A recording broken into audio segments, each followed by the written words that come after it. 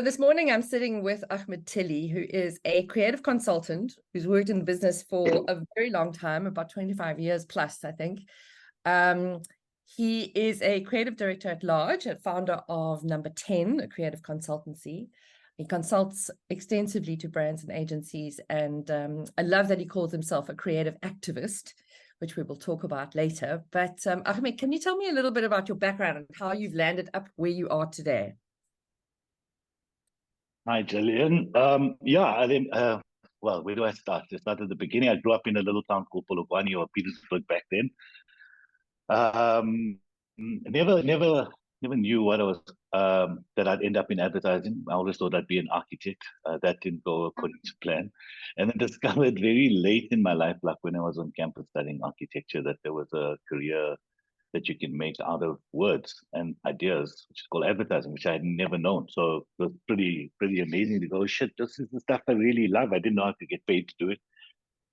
Went to AAA and then started my career as a copywriter at Lindsay Smithers and Quentin Como, the legendary South African creative director and human being. Yeah, he gave me my first shot at Lindsay Smithers, FCB, and that's how I essentially began. And sort of worked the circuit, so to speak, until 3 years ago, COVID hit.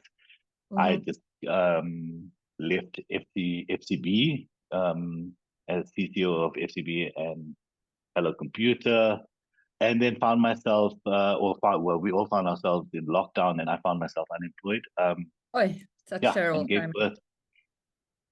gave birth to the thing that I really not just wanted to do, or partly did my entire career, but also to formalize it in a way that I chose to do the things I want to do, which is the consultancy, which is essentially helping brands, agencies, and people, be better than they were before I touched their lives. And I do that just from all the experience that I've gathered, not because I'm any better than any of them, but I just have lots to share.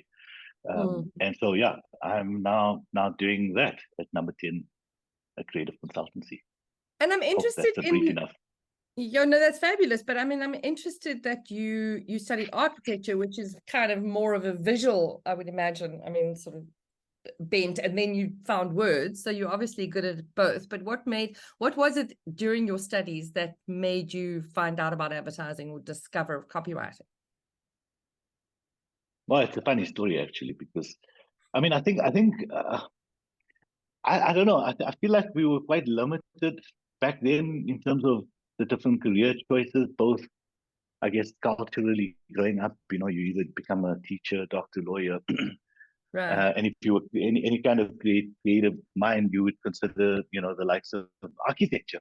So and I love the idea of taking something out of my head and creating something tangible with it, right?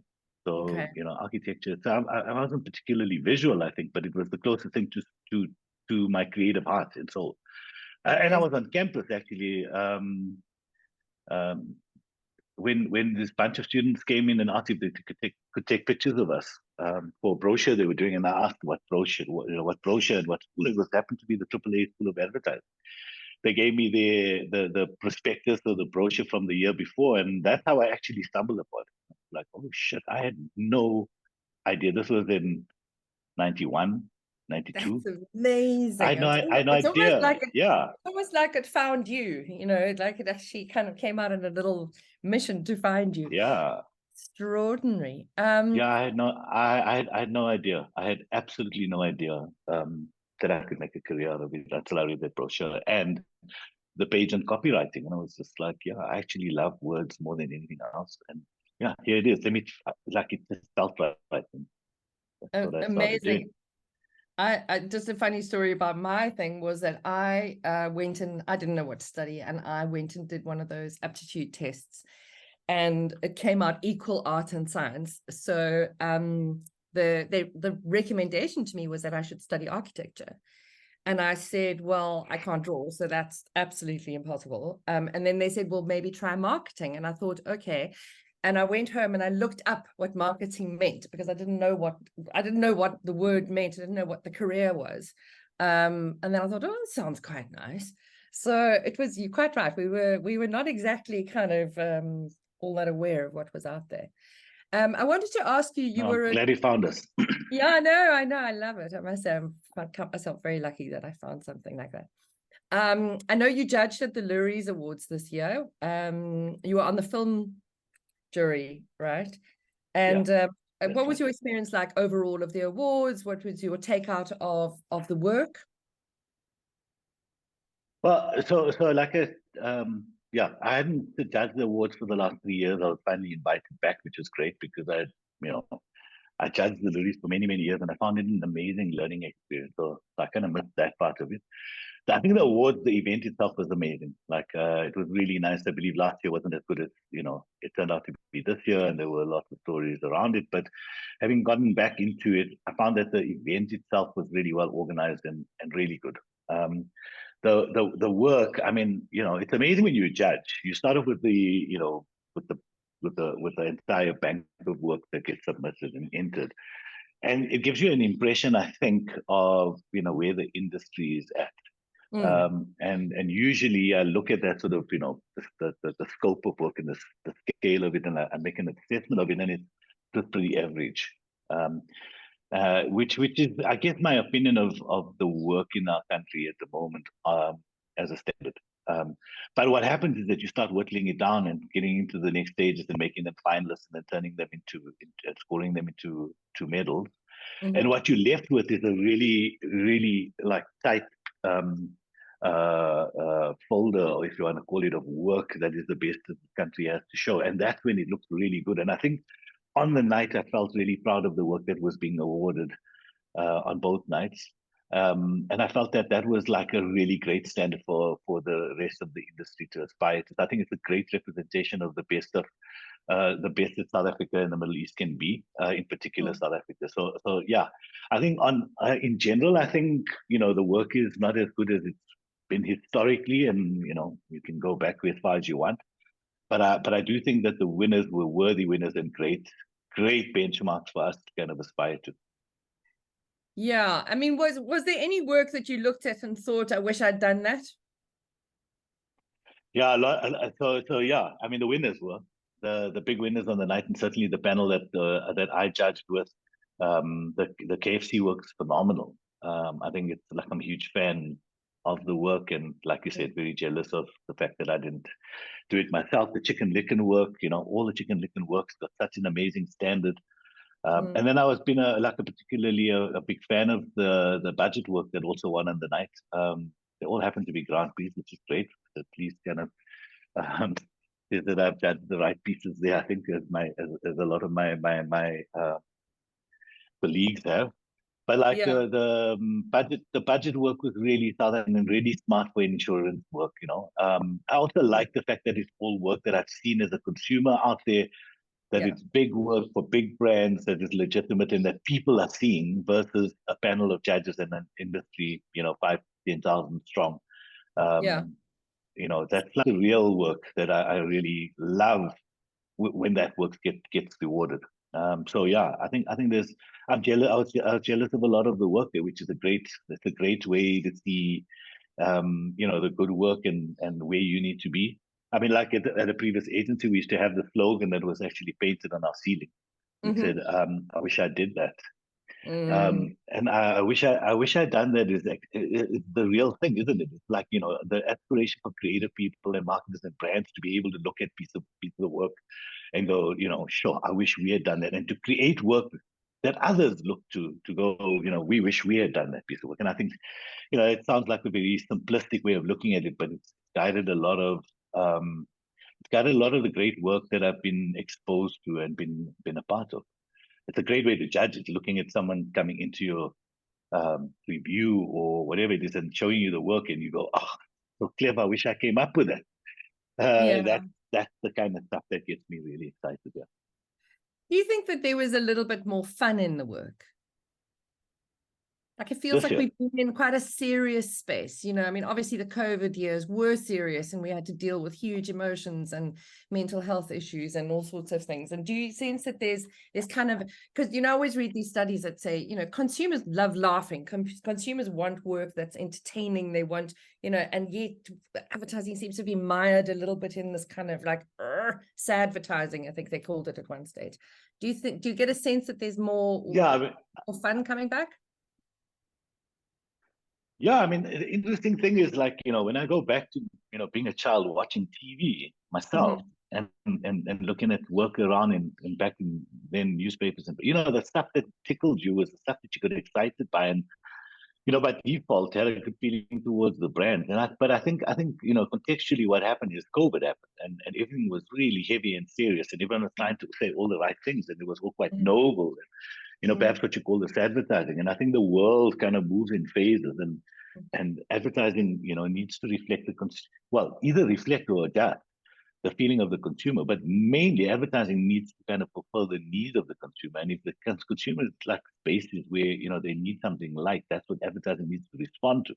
And I do think that if you look at the winners, whether it was KFC or Chicken Licken or Budget or any of the other, winners of the night, the tone was definitely going back to light and fun.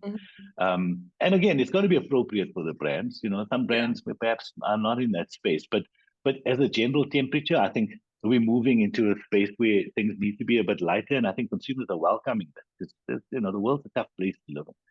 Yeah, yeah. And But and I and think, and you're right. Glenn, you said this thing about being entertaining, right? I think often it's weird because I mean, like you said, I've been in the game for close to 27 years, and mm, um, it's a thing I still have to tell clients. Like you are interrupting someone's entertainment, whether it's scrolling on your phone, you know, yeah, yeah.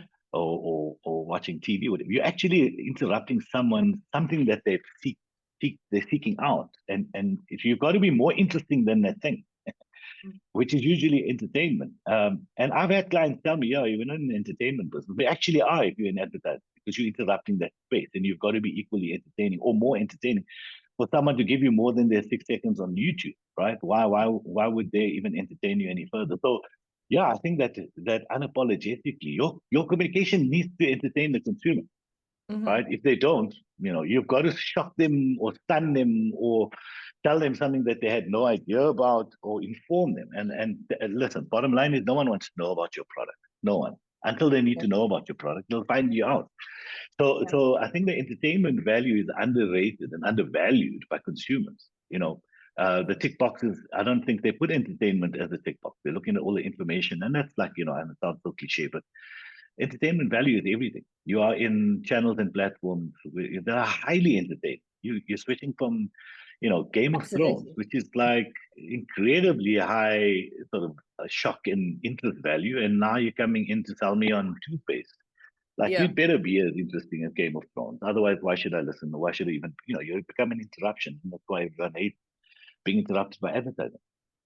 Yeah, and I think, like thinking about what you said about the budget insurance work, and I'll post a link to it. But I remember when I saw it for the first time, it made me laugh, and it was kind of it's different for the category. And we talk about insights, and we think that insights have to be very deep, but insights are often quite funny. Because they how people actually are, or the sort of quirks that people have or beliefs that they have. And I think maybe there's more in that space that we could be doing, because as a nation we have a lot of very, very, very funny things that we get up to. Yeah, we do. We're a nation that makes fun of itself, and that's how we deal Yeah, with problems, right, to begin with. yeah. But on your point on insights, I think the insights don't necessarily have to be funny for the interpretation or the delivery of it to be. You know what I mean? So I mean, Yeah, yeah, the budget stuff that I think it was odd number that did. It was just like yeah. bad things happen to good people or good South Africans, right? And that's really going like bad things happen to anybody, and that's what an Yeah, accident is. That you got to be insured. The yeah, way in which they delivered that was, great South African observation of yeah, South African characters that have taken one for the team and how bad things happen to them to demonstrate how good they are. The Ogilvy's KFC stuff. I believe that was born out of urban legend, and like to take something like that and deliver it in the most fun and humorous way makes people want to Yeah. watch more, and give them permission to kind of enter the space and participate. I think that's the great thing. So yeah, Yeah. I think Yeah. insights are there. As a South African nation, I think, anyone will tell you, having met South Africans, go like, really warm people, and we're quite real and we're pleasant. And Mm, and as South Africans, we know how we laugh everything off, from load shedding to our politics and mm. our sport. I mean, there were more jokes about the England issue in South Africa than and news articles. And so Uh, that's who we are as a people. You got to reflect okay. that tone and that Yeah. personality of our people in our work that Yeah. needs to give us our signature. And if that is fun, I think it's a fair reflection of who we are, and I think it's much needed. Yeah. I know when we were speaking last week in preparation for today, you made a point that when you look at work and what you're looking for is that it does speak in a South African tone, and that it's not aiming necessarily to compete on an international stage. Yeah, no, I think historically I've always been very mindful that we are in the sales slash entertainment business, right? Mhm. Um, I never take the sales out of it, because that I believe, like, yeah, we are creative human beings, but we're not artists. We're commercial artists in a sense. Yeah. And that means you're selling to people. And if you're selling to people, you've got to know those people, and you've got to be able to talk to those people very simplistically. And to be able to do that, you need to know who they are, and then you need to get that accurately across. I think the South African agenda for me is more important than the awards agenda. And all the work that I'm most proud of in my career that I've ever had, a part to play in, has been work that South Africans have loved and embraced, and still remember and talk about, right? Yeah. That for me is the real Grand Prix. And that doesn't mean that it's average work. It can be equally smart, but it resonates with the South African audience more than it does with an international panel. And between the two, based on like the thing that I said, is that my purpose, or our purpose in the marketing industry, is to sell to our consumers. And if those consumers are South African, then I would err towards always, you know, the work that talks to that consumer and that population of people, Yeah. Yeah. then the awards panel. So I lean towards the thing that I'm more South African, and that's not exclusive. Sometimes it's something Yeah. that's universal, and it's said in a South African way. But yeah, I've always had a heart for things that work in South Africa because of where we are and because of the industry I'm working in right now. It's most And important the to me. Yeah, truth is they're not mutually exclusive. I mean, I can think of a lot of yeah, campaigns that have won in local awards and won internationally, yeah. and been extremely effective. So, well, what is the campaign of yours that you're most proud of? Oof. It's hard. I no, I think I'm glad you asked me that, actually, now that I think of it, because I think the campaign that I'm most proud of is the mini flags campaign we did in 2010 for the Oh, World Cup, yes. right? Mm, And mm. and and I say I'm glad you asked me that question, because it wasn't the most awarded campaign locally nor internationally, Okay. but it's still my proudest campaign, because it was a movement and it was behavior changing thing. And for anyone watching, I probably like overquote this in interviews, but you asked me the question, so I'm going to answer it. It was a campaign where we, from Mini, we were asked to inspire excitement about the World Cup. And people forget that in 2010, people in South Africa were pretty apathetic towards the World Cup. It was a very interesting thing, and my client there, Karen Vale, was a GM at Mini. He said, "Let's do something." Now you must remember, we weren't an official sponsor. Hyundai was the car manufacturer, and FIFA were their rules. But like she had great intention. She said, "We've got to do something to get people excited about the World Cup, because people weren't." And so we came up with this idea of getting a South African flag on every car, which then eventually resulted in the mirror flags on the side view mirror that everyone had in the World Cup. It started out I had them. with Mhm. 9,000. Yeah, it was estimated that 3.2 million cars had them. So what was amazing, it started out with 9,000 um, mirror socks that Mini had handed out in an ad campaign that said, we will not support England this year. And it was like an open letter to South Africa, saying, Go to a Mini, in any vehicle, Mini dealership, any vehicle you've got. We won't take any information or any data from you. We just want to do this for South Africa and get your complimentary stock, and then stock that put on the side. And then 9,000 became 20,000. And before you knew it, it kind of spiraled out of control. And the reason I love that campaign was the intention of it was so pure. It was for Mini. It did great work for Mini as a brand. But more importantly, it changed behavior. It actually it was the most viral campaign before viral was a thing. Yeah. Because everyone in South Africa eventually had that as a mark of their patriotism towards South Africa. So for me, that started out with one ad in the newspaper and 9,000 mirror stocks and an insight that was so true. And the insight was this: everybody wanted to support South Africa. They just didn't know how to show it.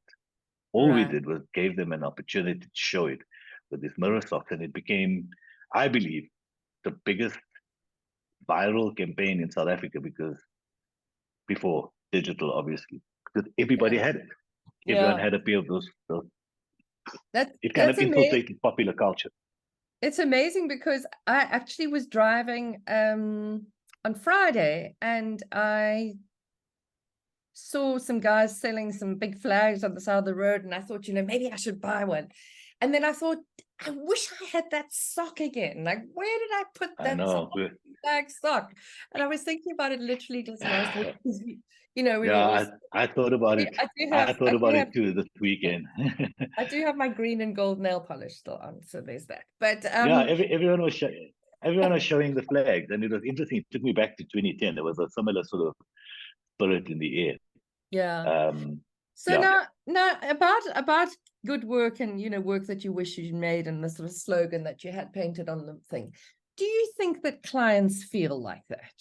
I mean, there's so much evidence now, research that's been done that shows the power of creativity in effectiveness. I think Mark Ritson and Walk wrote an article about creativity being the second biggest lever for growth after brand side. So to me, it's got to a place now where it's a non-negotiable. Better work works better. That's just the way it is. But are clients like falling over themselves to make better work, in your opinion? Massive question. So I think the argument about creativity adding value to the bottom line has, I don't think there's an argument anymore. I think, like you said, the science has managed to back that up. So I think that's there. I don't think anyone will argue that. Do clients want that? Yes, I think they do. Right? Then why is it not happening? Because either one of two reasons.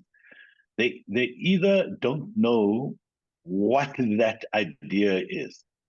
They don't know what a great idea is, or with short-termism, they're putting it on the back burner because they're chasing their 13th check. And I'm being quite frank about it. So the motivation for doing the campaign is to not mess something up versus to create something amazing. And there's a very, very big difference between the two.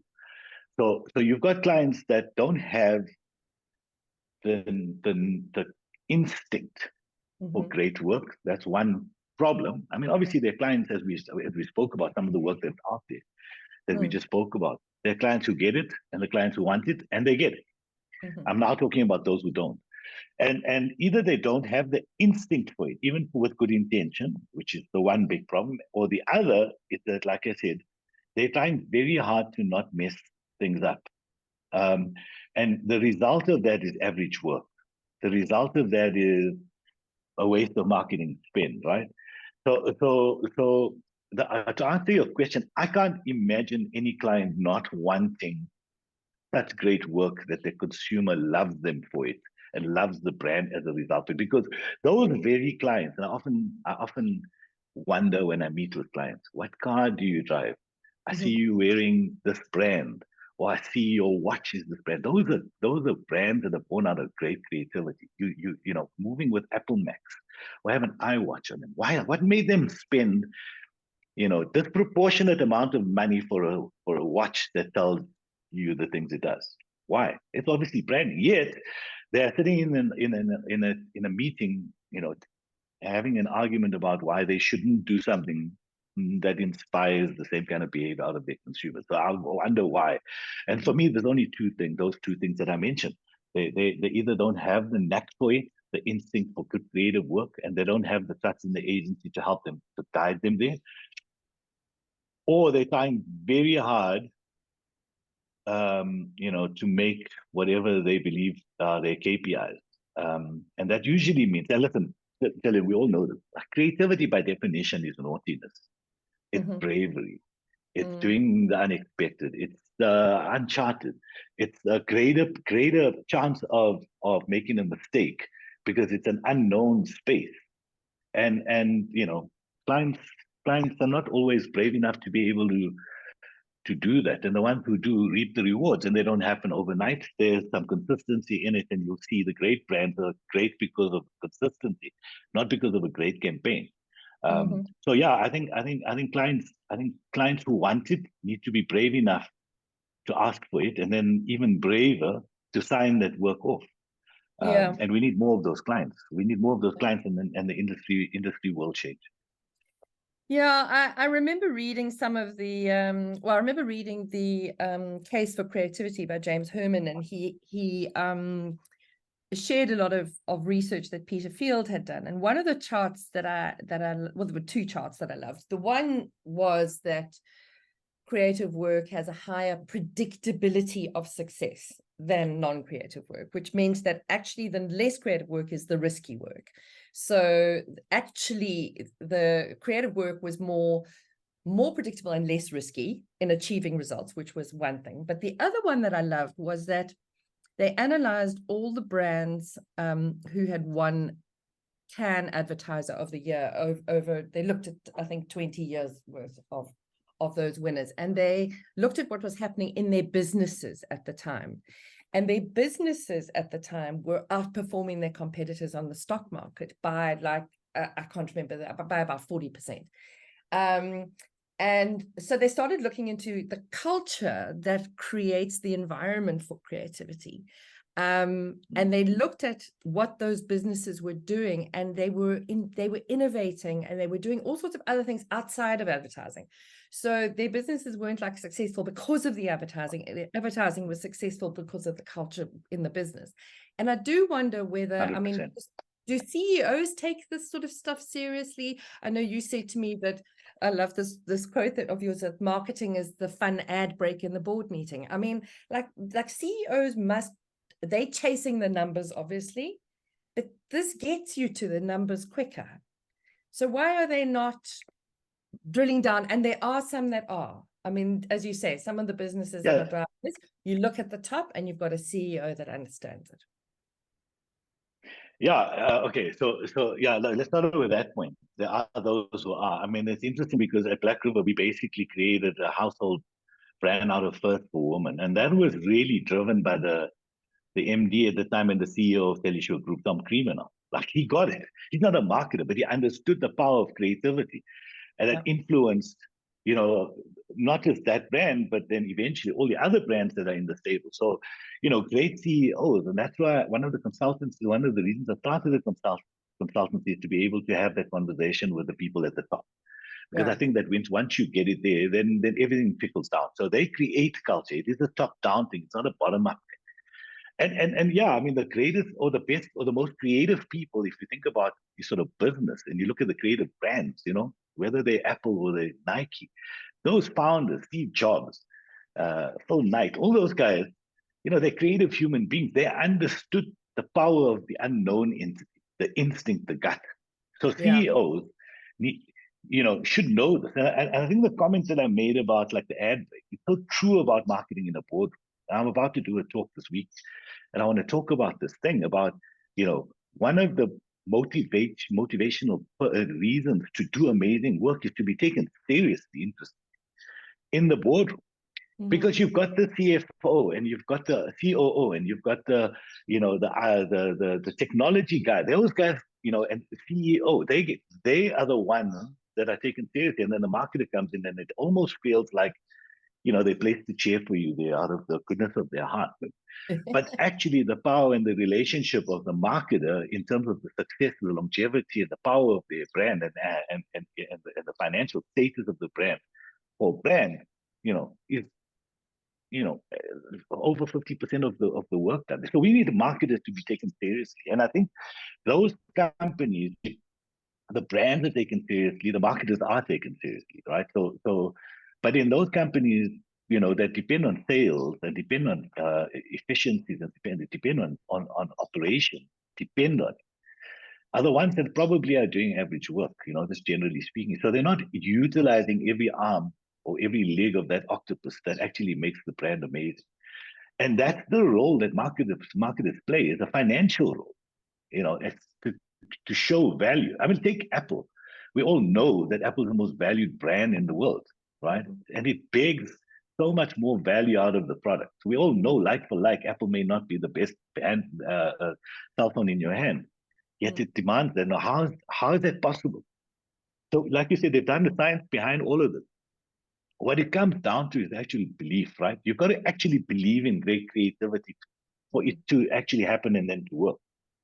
And that belief starts with the CEO or the founders or the guys at the top. And that applies both, by the way, to companies, brands, clients, and to agents. Interestingly, is that if you don't have creativity at the core of your business, you're never going to be what you could be as a brand. You're never going to completely exploit the potential of your company and your business. So, yeah, I think the responsibility lies with CEOs to inculcate that sort of culture. And so, like I was saying to you earlier, the thing is, with that comes this massive unknown. Creativity is it's creative. It's not a science. So that comes with a fair amount of risk. And I learned this when I worked on Nando's when we had it at Black River FC when I was still there. Like, you didn't get it right every single time. Yeah. It's impossible to get it right every single time, but your strike rate increases when you're committed to that thing. And, Nando's taught us that.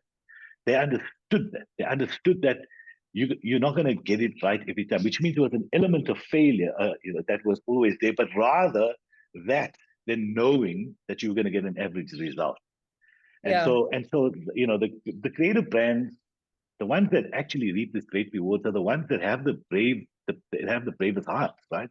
Because they know from the outset that there's no guarantee that it will be explosive, but they're going to try. Versus the ordinary client who's trying to guarantee an average result. And that's what I was saying about it. I was like, those marketers and those CEOs don't want to ruffle feathers. They want it, but they're not willing to do it because they'd rather have a predictable result than to try something different that'll give them an exponential result.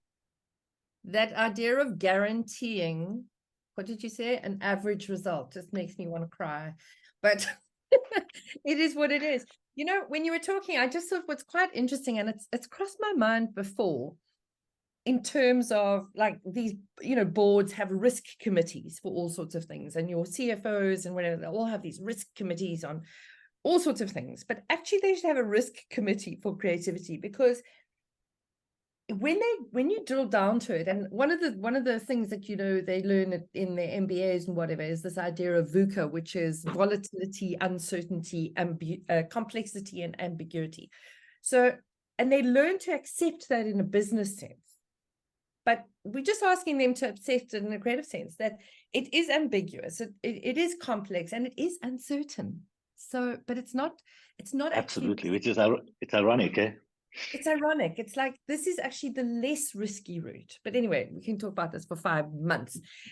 One thing you said there that also just made me go ping was that the head of the agency has to believe.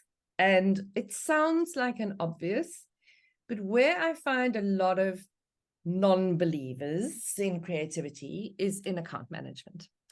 And I do, as you know, I do these account leadership programs, and I've got a question that I throw out to them, which is, I show them some information about creative effectiveness and whatever, and then I stop them and I say, now I need to ask you, do you firmly believe that creativity is better for your clients' brands. And very few of them put their hands up.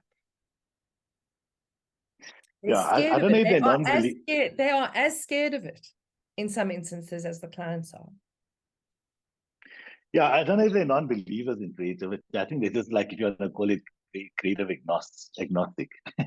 Like Yeah. I think when we entered, well, when I started my career, I was engulfed by environments that, just like believe the gospel of creativity everywhere you looked. It was in the walls, it was in the DNA.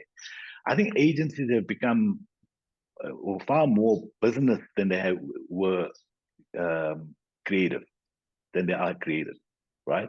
And as a result, as account management person or account manager comes in, their idea of success is not fucking up, excuse my language.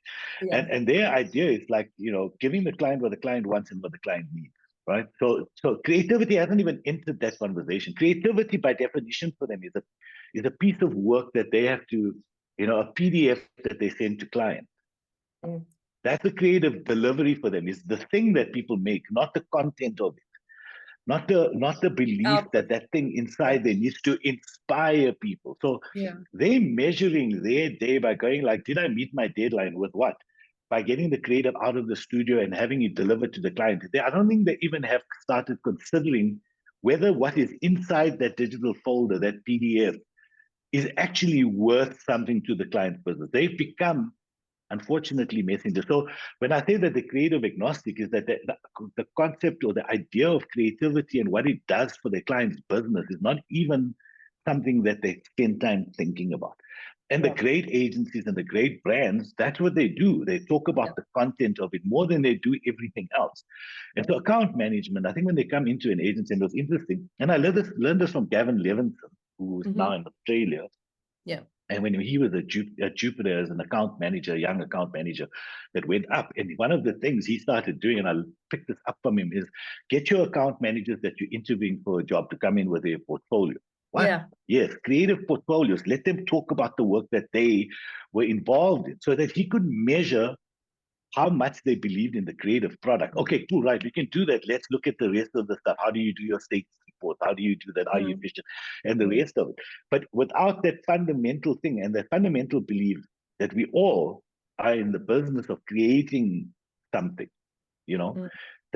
that's the major difference. So your frustration perhaps that you're encountering, and I certainly do with account managers, is that they need to be introduced to what they actually do. And this goes to the leaders of those agencies also, that those leaders of those agencies need to understand that the creativity, and when I say creativity, let's define it as that thing that moves consumers emotionally, which I learned from Ross. Yeah, that is what we do. That is our product. So if you do a good job of, getting the entire agency to understand that you've already created the environment in which a creative culture can exist, and that is absent. So when that is absent, you have to convince agencies and all their people that what they're actually selling are feelings and emotions. And account managers are those people that are critically important in understanding that. And that's why they don't, because they've been measured on other metrics. Account managers should be measured on the same metrics that strategists should and production should, which is the creative measurement, which is like, have you produced a great piece of work? And let's define great.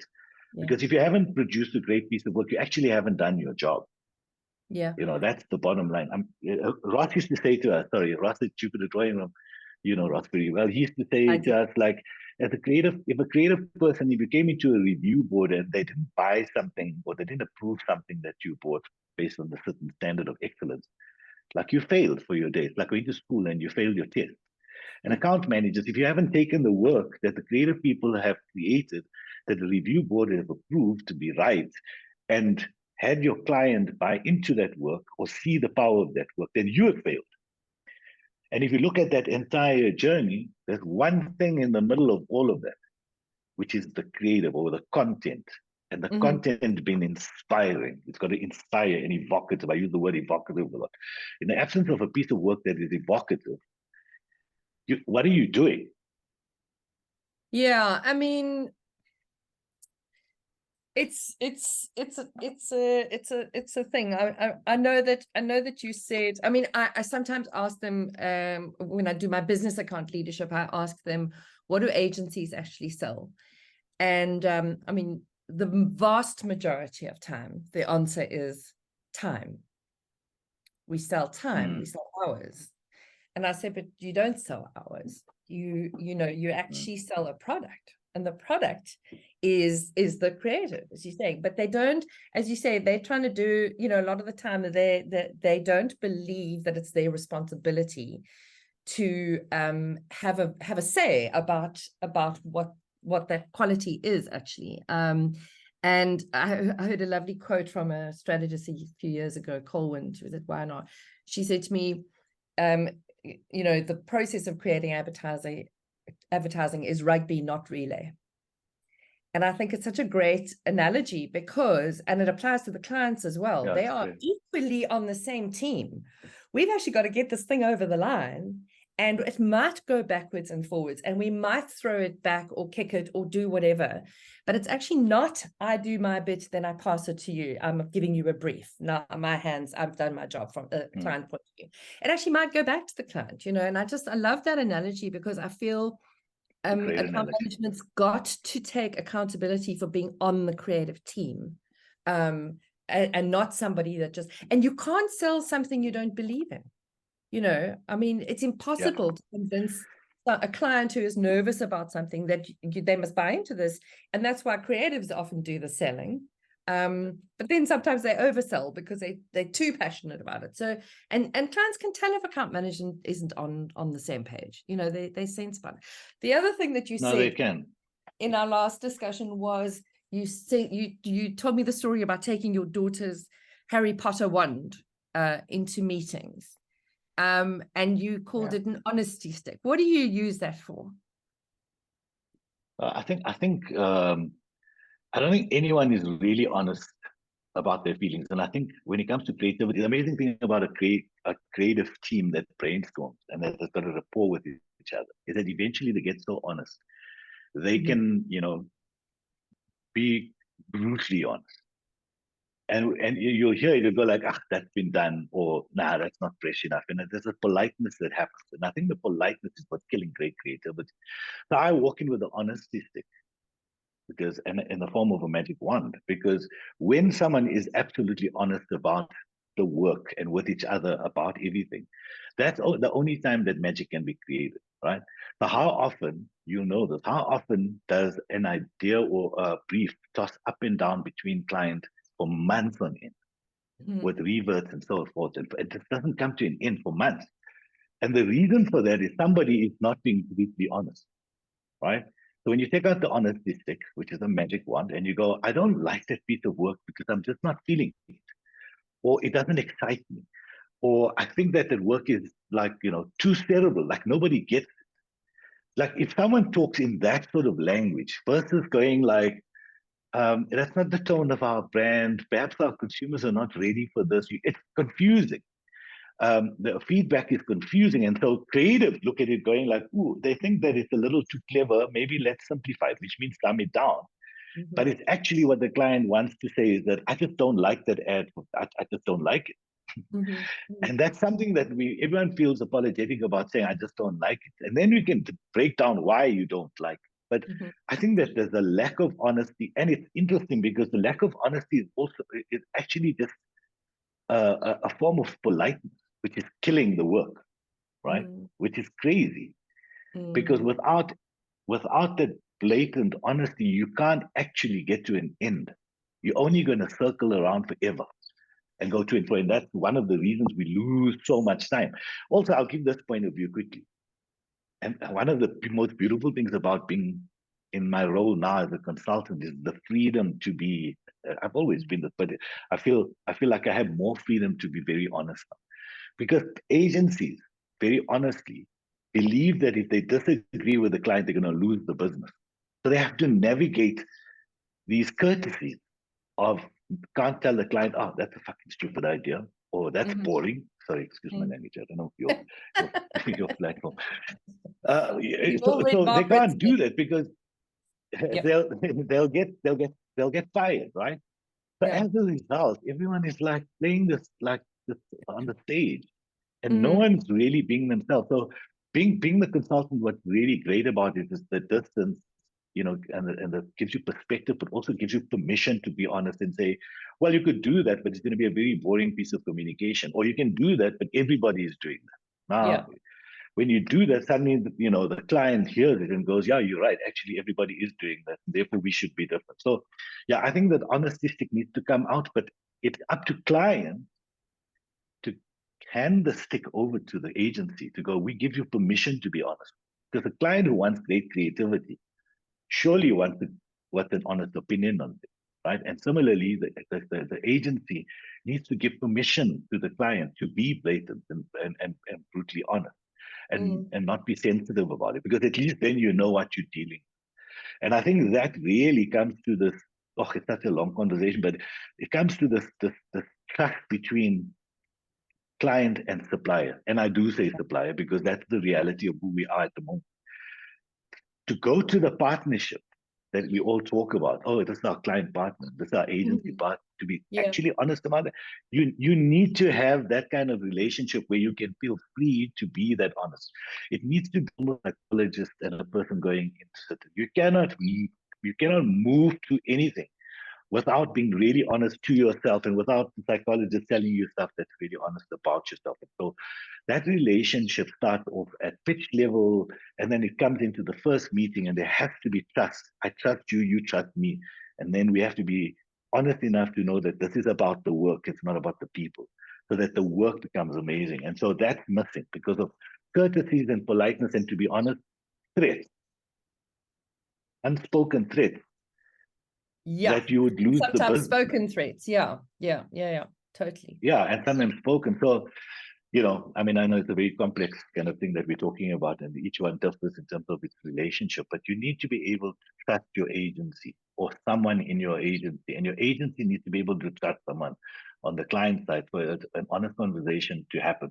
And I feel like that's a major, major problem in our industry. And one of my objectives is to be able to bridge that gap, is to be Mm. able to have a creative person sit somewhere between the client and the agency that's not kind of aligned to either or both, and to be able to have the honesty stick and go, well, you haven't actually given the client a great piece of work, you're just trying to sell a piece of work to the client, like there isn't a good insight there. Yeah. So that that kind of candor that the client doesn't often want to tell the agency, and vice versa, for the agency to tell the client, you're making a big mistake, you have now watered down this thing to a point where it's actually not worth anything. Yeah. And all of it, both parties actually in this process are wasting money, which I always find a fiscal responsibility of marketing to not waste money. If you're wasting the agency's time, you're actually wasting physical money. If Yeah. you're putting something out there that's ordinary and mediocre, you're wasting the company's money. It's Yeah. like, how many ads, it sounds very basic, how many ads have we, ignored today? So that means if you combine that, I always wanted to do this. It's like find a way to kind of combine the ad spend of that day, of all the ads that you missed, and Mm. go, companies have wasted X number billion rands, dollars, just by creating something that no one gives a shit about. Yeah. So yeah, all Dave, of this comes Dave, out of Dave relationship. Trott, Dave Trott did it recently. He talks about, I think he talks How did about it? 89% of all ads are completely ignored. And he actually then did the exercise. I can't remember what the number was, but it was sort of in the I'll look it up. billions of pounds, per day, Yeah. were wasted because people were actively, ignoring your advertising. But I just think there's so much that's so interesting there. And I think, we've probably and I'm part of it, have to take some blame for, we've said to clients, there's a way that you've got to give feedback, and you've got to try and give us, don't give us the solution, and kind of, and I think we've erred, as you say, into how we say it rather than what we say. And I had a client that used to say, Gillian, I'm not going to sugarcoat this. And he would just boom, give me the feedback. Yeah, it's good. That's the thing. As long as once you say, I don't like it, you then have the conversation about why and what it is that's bugging you, because Yeah. it's when the feedback stops at I don't like it, you also have nowhere to go. So it's that opening, having that conversation. And I think you're Well, quite right. I think it's sorry to about being interrupt. honest. Yeah, sorry to interrupt you. I think one of the main reasons is vocabulary, right? So no one has the vocabulary. Yes. One of the things that I've been doing, and I've been talking about this thing that I do with a lot of the agencies, which I call secsi work, which is like breaking it down. Like, is it surprising? That's the essence sexy. Is it evocative? Is Mm-hmm. it contagious? You know, is it insightful? Yeah. Sorry, is it smart? Is it insightful? Right? And once you have that, you look at it and you go like, no, I'm not feeling this work. Okay, let me break down why I'm not feeling it. Yes, This exactly. work, the reason I'm not feeling it is it feels familiar. I've either seen it in a movie, or seen the storyline. Someone told Yes. me a joke similar to that. It's like, therefore, it's not surprising. So now you can go like, I'm not feeling it. It's Yeah. because it's just not unexpected and surprising. Or I can see that you're trying to tell me something, trying to move or stir me, but it's not evoking that emotion. So now I have the vocabulary for that. So Mhm. one of the things I find useful is to be able to have the vocabulary to continue the conversation as you're saying, after saying, I'm not feeling it. I need Yeah. to understand why you're not feeling it. Okay, cool. Let me explain to you. Here's some vocabulary. Well, I think this is really good, but I don't think anyone's going to share it. Therefore, it's not contagious. Right? So Mhm. sometimes it's providing the language for it. And that's the Yeah. agency's responsibility with their clients to be able to kind of have the relationship, to be able to give them some of the vocabulary. So ask the question, what is the problem with it? Do you think it's not unexpected? I find that's far more empowering when you go like, what about it don't you like? Yeah. Is Absolutely it right. is it something you've seen? If it's something you've seen before, because in asking those questions, you can actually also make the client sometimes realize that they actually do like it. Yeah. So, Yeah. or Yeah. Yeah. yeah, I think vocabulary is quite important. I think it's vital, and I think it's something that I also talk to account managers about, is go and sit with your creative director, your ECD, ask them how they evaluate good work, and then take those criteria and show them to your client so that they know, and then that gives them the vocabulary as well to say exactly that. Like, it's just doesn't feel fresh. It feels like something that everybody's doing in the category, whatever those languages. I mean, the clients don't learn those kind of skills in their average So marketing courses. They just don't. yeah, no, they don't. And I think there's a big job to be done there. But I think also there has been a drive to creating that. So I was going to say something contagious. I think a lot of agencies and a lot of clients now have scale, right? Which I kind of like and hate at the same time. And I think perhaps Yeah. we just got to be careful about it. So the contentious thing I'm going to say is that you either have it or you don't. Like Yeah. some people have an instinct for good work and they don't. And it's creative. Some people just know how to put an output together that looks Mhm. amazing. They can't give you the formula for how they know that's going to work, right? Yeah, quite right. Mm. And we avoid this. We avoid this because it's not PC to say that, right? But the Mm. truth is, in an agency or in a company, you have to hire people who have that instinct for greatness, great work, great creativity. Yeah. That's something can't be taught. And one of the things that's quite important is that when you do have, and I gave you the example of the Telly Show Group and Tom Creamer. Tom Creamer is not a marketer by any means, right? He's the CEO now, but he always had an instinct for what was good. He just had an instinct, an uneducated instinct of what was good work. And Mm. at that point in our agency, we had that instinct, and the two came together, and that instinct created, you know, amazing things. And all the good clients that we've had, the great marketing department have people who have great instinct, and the marketers and the agencies have that too. And I feel the same when it gets to account managers. So account managers go, oh, we also have an opinion. And I was always very democratic about an opinion, but I must be Yeah. honest. If I took the opinion of every account manager in my creative review, I would end up with a terrible piece of work because it's not because they're account managers, and it's because a lot of the account managers don't have the instinct that the creative people have learned to polish over years.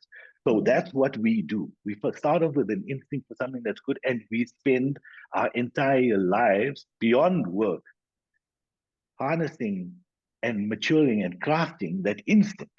We go through millions or thousands of ideas in our lifetime. We see thousands of those things. We create thousands of.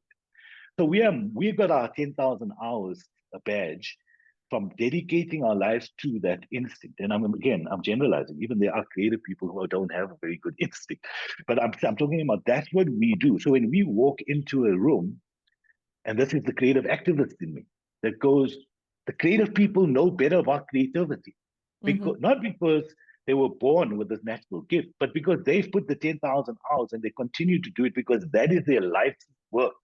Yep. A client will see a piece of work once every quarter, once a month, whatever. We're living, breathing this thing. Yet, the respect for the creative instinct and experience lacks. And that breaks a creative person down. So creative instinct is one thing that anybody can have, but who's spending time on that instinct every minute of every day trying to make it sharper? The creative person, you know? And so the best account managers I know had an instinct for it. And I agree with you there, but not all account managers will have that instinct. Not all clients will have that instinct. And not all creatives will have that instinct. Therefore, you've got to default to the person who does have that instinct. From a client's point of view, it would be the agency. From account manager's point of view, it will be the creative director. The creative people, it would be their creative director, for example. That's why we get paid. And so we've got to default to the people who have a better instinct around creative for it to be the best it can be. Otherwise, you will end up creating a world of vanilla, as we do. That's the reason it is the way it is. That's why Trot's done that. All that work was not a lack of good intention. It was because someone thought it was great. And it was the person who didn't have the creative instinct to create that or to approve that. And that's why it's so average. But I think, I mean, and we'll wrap up now, but I mean, I think that the point you make is that you have this instinct, and some marketers have it as well. It's an innate sense of, what works. But the ones that are really, truly exceptional are the ones that continually craft that, continually learn, continually, absorb what's going on around you. You're always studying it. You're always curious about it. And, I had a wonderful client at Unilever actually years ago who said to me, we were presenting work to him, and he said he just felt hopelessly unable to give us feedback on it, because he said, I only judge 3 ads a year. And he asked us how many ads we judge, and we said thousands, because of of what you're saying, everything that goes through your agency, everything that your competitors do, everything that your brand's competitors do, everything you're constantly looking and learning and filtering and evaluating and assessing. And he just said, I literally don't think about it outside of this presentation. And so he passed the trust over to us completely, because he said, you exactly. tell me. And what an amazing, and we landed up doing magnificent work for him. So, it is that honesty, and it is that sense that there are people that have genuinely better ability at this thing. So let them do it, Yeah, at least, or at least take their opinion more seriously. Right. Yes, So I exactly. understand the marketer has to sign the thing off. But at least start off by going like, this person is dedicated his life or her life to this thing. Therefore, let me take what they're saying a little more seriously than viewing it with a certain amount of cynicism. And I think we created that for ourselves as creative people from agencies, going like, we've got a hidden agenda and we want to do something just for what. And absolutely, there's too much of that stuff that's happening. But if you start going like, if this person, I believe this person actually has my brand interest at heart, then let me take them at least what they're saying a little more seriously, or at least without the cynicism. Yeah, I agree. And that might be a good point of departure. Yeah. Better work. I was going to say, what advice would the creative activist give to help people make better work? Is there anything you can add to that? The one thing that's common for me is maybe in 2 parts. Number one is that if it's not different enough, like, go back to the drawing board, right? So I mean, it's an easy thing to understand. But if the piece of work that you're seeing is just not surprising or unexpected, like, the great brands always surprise you. They always surprise you. And the second part is bravery, the bravery to execute that.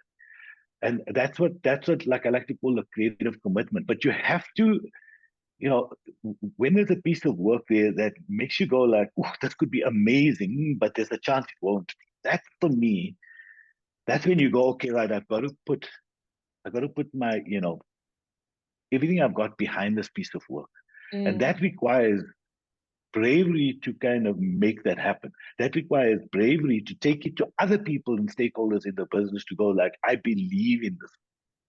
This is the right work. To stand in a boardroom of people and with an exco team and go, you guys probably think this is too brave for us, but this is what we need to stand out. And so, and then the creative commitment also comes in being able to put money behind that thing. Oh, we need to be able to get the right director to do this because you're going to mess up this great idea. So that requires more bravery to make a great thing happen. So for me, like, I don't know, I'm oversimplifying, but you've got like two things. Number one, if your piece of communication or your brand is different enough, you've got nothing because you're competing in a world that's proliferated and saturated with Me Too.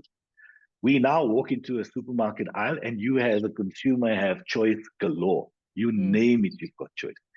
How do you pop up? I mean, it sounds so bland, it's so basic. But if your communication, just like your product, is not different enough, you're dead in the water. So your communication also needs to be the fundamental thing when you come in, when the agency is about to come in and present work to you, is ask yourself, is that work so unexpected that you did not see it coming? Because if the agency hasn't done that, your agency has failed. Secondly, when that piece of communication, and obviously it's not just single layered like that, where it's just different, therefore it's good. It's got a whole lot of other things that come in. Yeah. But if you find that thing is different enough and it's got all the things that you're talking about, now it's over to you to be brave enough to say, yes, I love this piece of work. Yes, I'm going to take this through the business, tell it through the business, and help you make this amazing piece of work so that when it does flight, it is different. And then the bravery to do that again and again and again, because the longevity of it and the consistency of it, what creates great brands, not the one that you did. Yeah. One hit wonders, yeah, they don't last. So those two things, I think, is different and brave. Well, yeah, couldn't agree with you more. I mean, the campaign that came into my mind when you were talking was the British Airways outdoor campaign that Uncommon did. And it's just, billboards that just say business or leisure. And then another reason why people travel. Oh, yeah. This ring has been in my pocket for too long, or I made a promise, or just beautiful and sometimes funny and sometimes, and it just is for the love of traveling, it's kind of, and it's so completely rooted in what the brand stands for. It's such a common business or leisure. It's what we fill in our forms and we going through customers. And yet there are other real emotive, fun, whatever reasons to travel. And I loved it. I absolutely loved it. I'm a fan of that work myself. Yeah. And if you look at that work, you go like British Airways, another airline. What images come to mind almost immediately is the first class seat or the look out the window or the destination, lifestyle. So photography. Yeah. They didn't have that. So that was already unexpected for the category. Evocative in the sense that sexy formula that I told you about, evocative. They were moving. I had this ring in my pocket forever. That's emotional. Yeah. That moves and stirs things. Some of them made you laugh. So the E was in there. Contagious. It was something that you looked at and went, I need to share this with someone because it's too good to just leave it there. And that's how it went viral. It's contagious. It's work that you had to share. It is super smart, right? So remember when you go like, oh, that's so clever. I wonder who thought about that. Yeah. Where's that work nowadays? Where you go like, that's so clever. Yeah. And so that work was so clever. That was smart, but simple enough for everyone to understand. And then it was super insightful. So whether it spoke about someone wanting to propose or it was, whatever, those things that they had, and they had so many of them, it went into so many different insights of so many different types of people. And then you go, there it is. But in the absence, if that same campaign had a shot of someone in first class, would it have been as good as it is now? No. And that's why I say, start off with unexpected, start off with surprising. If it's not surprising, you're dead in the water. Yeah. But again, that's a great example of a campaign that kind of ticks off those boxes as opposed to reach, frequency, and leg room and all the other basic sort of intrinsics that we tend to kind of hang on to, and rather go into it makes me feel uncomfortable. Yeah. It couldn't have been an easy campaign to sell into the business. Yeah. I mean, I sometimes think that really good campaigns you know, they manage to transcend, and if people can see, you know, themselves in the campaign, they go, yeah, actually I see that. But you know, it was and it was different for the category, and it was totally spot on and fantastic. And yeah, I mean, I love that. So Brilliant campaign. so your smart or unexpected, evocative, all of that, what does it spell? What's the Secsi. so it's SEC. Secsi. I'll put it up. S for SI. surprising, E for evocative, C for Contagious.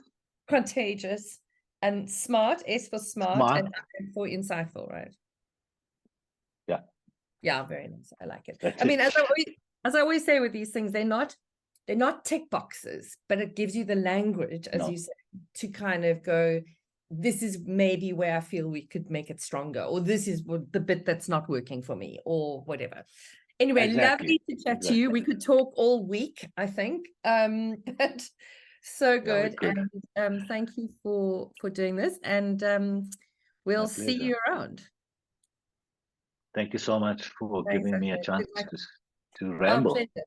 So good. Thank you. We are kindred spirits. Cool. Okay. Bye. Bye. Yeah, we do. We believe. That's why.